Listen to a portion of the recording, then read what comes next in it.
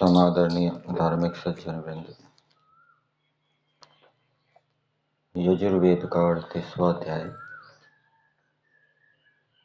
आज मंत्र संख्या 25 के ऊपर विचार किया गया, स्वाध्याय किया गया। मंत्र है एधोस्ये धीषीमहि समिदसि तेजोसि तेजोमयि देहि। इस मंत्र का देवता है ईश्वर। देवता का मतलब होता है मंत्र का विषय। ईश्वर के विषय में इस मंत्र के अंदर बताया है और इस मंत्र की भूमिका में दिया है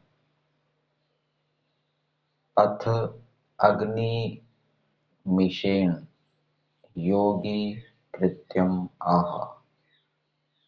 अग्नि के मिष से, अग्नि के बहाने से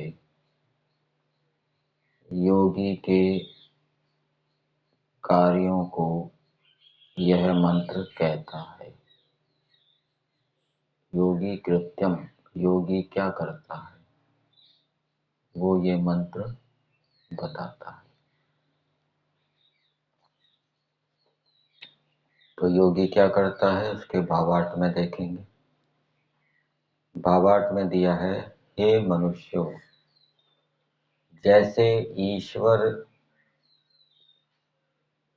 ईंधन से और घी से अग्नि की ज्वाला बढ़ती है, वैसे उपासना किए जगदीश्वर से योगियों के आत्मा प्रकाशित होते हैं।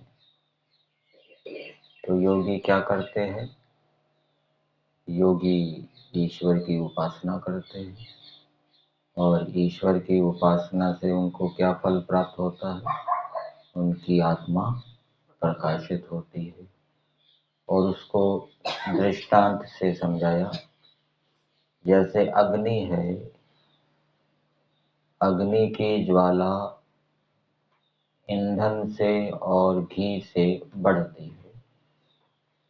मान लीजिए समिधाएं हम यज्ञ के अंदर लगाते हैं, समिधाएं जल गई तो ज्वाला कम हो जाती है।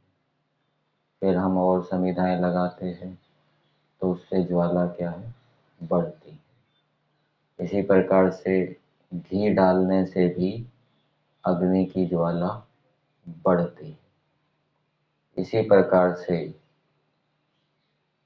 ईश्वर भी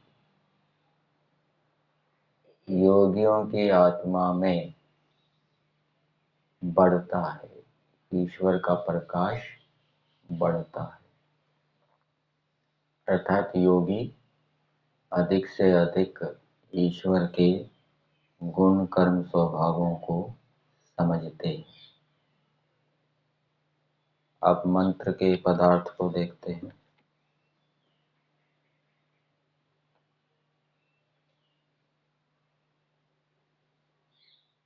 परमेश्वर से प्रार्थना कर रहे हैं कुछ मनुष्य, हे परमेश्वर, जो आप हमारे आत्माओं में एधा प्रकाश करने वाले ईंधन के तुल्य प्रकाशक। बुद्धि किससे प्रकाशित होती है? बुद्धि ज्ञान से प्रकाशित होती है। और आत्मा किससे प्रकाशित होती है? विद्या से।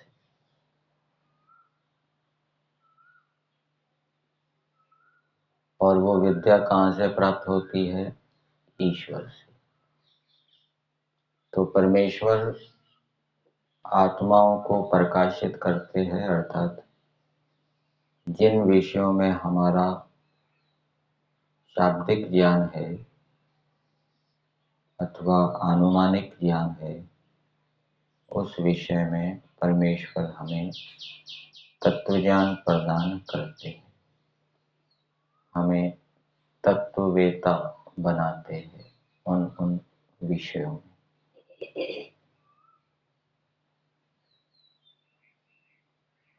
फिर आगे बताया समित, ये भी परमेश्वर का नाम है। ऊपर जो नाम आया एदह, ये भी परमेश्वर का नाम है मंत्र के अंदर। परमेश्वर क्योंकि आत्माओं को प्रकाशित करते हैं, इसलिए परमेश्वर को एदह कहते हैं। समित, समित समिधा को कहा जाता है, जो अग्निहोत्र के अंदर, अग्नि के अंदर आहुत की जाती है। तो परमेश्वर भी समित है, सम्यक प्रदीप्त समिधा के समान। तो जो अग्निहोत्र के अंदर समिधाएं आहुत की जाती है, डाली जाती है, वो अच्छी प्रकार से प्रकाशित होनी चाहिए, अच्छी प्रकार से जलनी चाहिए। इसलिए उनका नाम क्या है? समित, समपूर्वक इंधी दीप्त धातु से अच्छी प्रकार से प्रकाशित हो। और समिधाएं तो डाल रही है, लेकिन धुआं धुआं हो रहा है, वो अच्छी प्रकार से जल नहीं रही, और जलने के बाद अच्छी प्रकार से प्रकाशित नहीं हो रही, तो वो आदर्श रूप में यज्ञ का अनुष्ठान नहीं किया जा रहा। तो जैसे समिधा अग्नि से प्रकाशित हो जाती है, वैसे ही परमेश्वर भी अनेक प्रकार की विद्याओं से प्रकाशित है।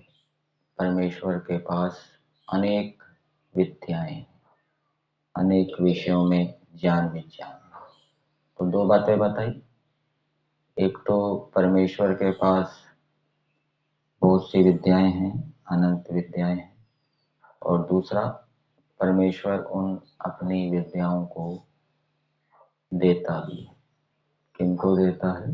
योगियों को देता है। योगियों को देकर उनकी आत्मा को भी प्रकाशित कर देता है। ईश्वर स्वयं तो प्रकाशित है ही, और योगियों की आत्मा को भी प्रकाशित कर देता है। जैसे एक दीपक से दूसरा दीपक जलता है, एक दीपक दूसरे दीपक को प्रकाशित कर देता है, जला देता है, वैसे ही ईश्वर भी दूसरी आत्माओं को प्रकाशित करता है। फिर अगली बात बताई, दो नाम हो गए ईश्वर के, एदः और समित। फिर आगे दिया तेजः, ये भी ईश्वर का नाम है। सत्याग प्रकाश के 7वें समूलास में जो प्रार्थना के मंत्र है उसमें दिया है तेजोवसी तेजोमयी देवी, वीर्यमसि वीर्यमयी देवी। वहां पर तेजा का क्या अर्थ किया है? अनंत विद्या से युक्त। तो यहाँ पर भी दिया है प्रकाशमय बिजली के तुल्य सब विद्या को दिखाने वाले। तो परमेश्वर सब विद्याओं को दिखाते हैं बिजली के समान।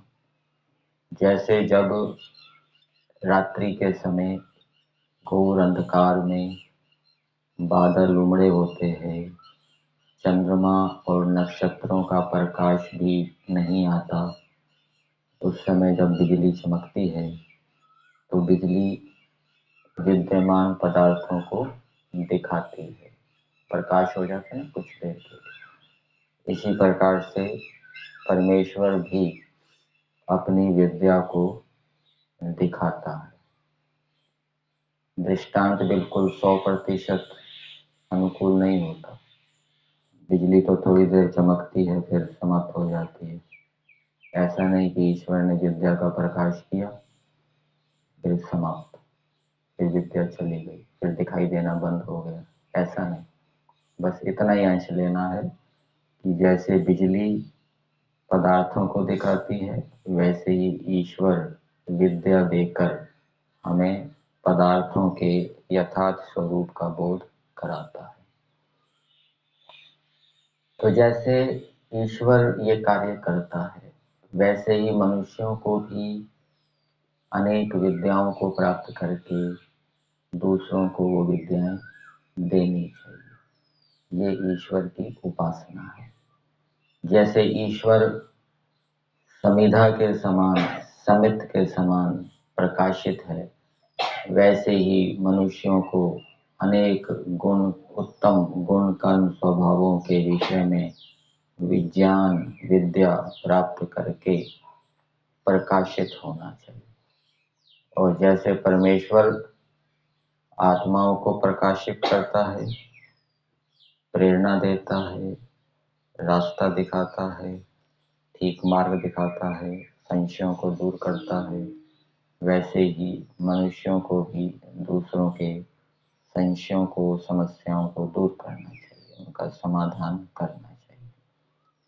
तो ऐसे आप हैं, असी हैं, सो आप मई मुझ में तेज को धारण कीजिए। तो पहले तो स्तुति कर दी कि हे परमेश्वर, आप तो बहुत बड़े विद्वान हैं, आपके पास तो अनंत विद्याएं हैं और आप उन विद्याओं को दिखाते भी हैं, देते भी हैं। अब आपसे प्रार्थना है कि आप मेरी आत्मा को या मुझ में उस तेज को, विद्या को धारण कीजिए। धारण कीजिए मतलब धारण कराइए।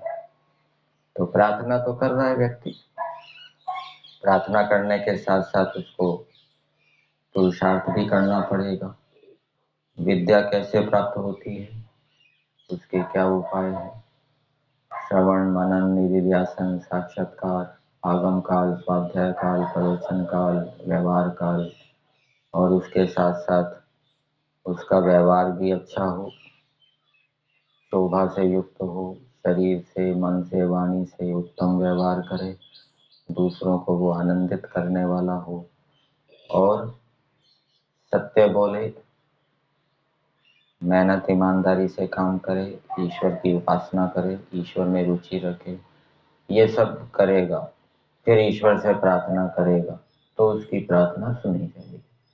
प्रार्थना का यह नियम है कि पहले पुरुषार्थ करो फिर प्रार्थना करो, तब वो प्रार्थना स्वीकृत होती।